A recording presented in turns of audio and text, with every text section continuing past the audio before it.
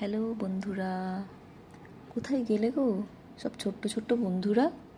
এসো এসো, তাড়াতাড়ি এসো। আজ তোমাদের একটা সুন্দর গল্প শোনাবো। এক বনে এক কচ্ছপ আর এক খরগোশ বাস করত।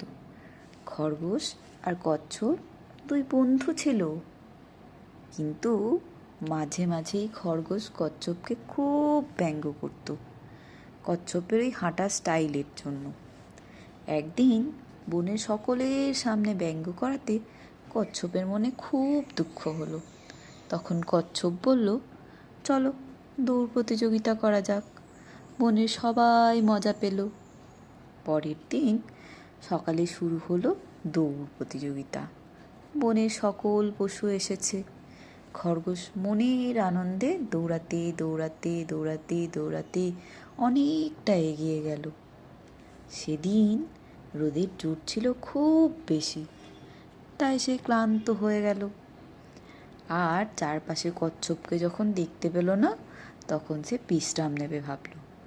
যখন সে বিশ্রাম নিতে গিয়ে একটুখানি শরীর এলিয়ে দিয়েছে, তখন সে ঘুমিয়ে পড়ল। যখন তার ঘুমটা ভাঙল, তখন আবারও চারপাশে কচ্ছপকে খুঁজল, আর দেখতে না পেয়ে গন্তব্যস্থলের দিকে দৌড় দিল। আর সেখানে পৌঁছে দেখল কচ্ছপ সেখানে অন্য পশুদের সাথে গল্প করছে। তখন অন্য বন্ধুরা খরগোশকে দেখে ব্যঙ্গ করলো। বলো কেমন লাগলো খরগোশের? এবার তোমরা বলো তো দেখি, আমরা কি শিখলাম এই গল্পর থেকে? ধৈর্য ধরে কোনো কাজ করলে সফল তুমি হবেই। তোমাদের জন্য একটা ছোট্ট প্রশ্ন আছে, বলো তো এই গল্পের লেখককে? জানলে কমেন্টে জানাতে ভুলো না কিন্তু। যদি ভালো লাগে তাহলে কথামালাকে লাইক, কমেন্ট, সাবস্ক্রাইব করে দিও। দেখা হচ্ছে কথামালার নতুন কোনো ভিডিওতে। টাটা।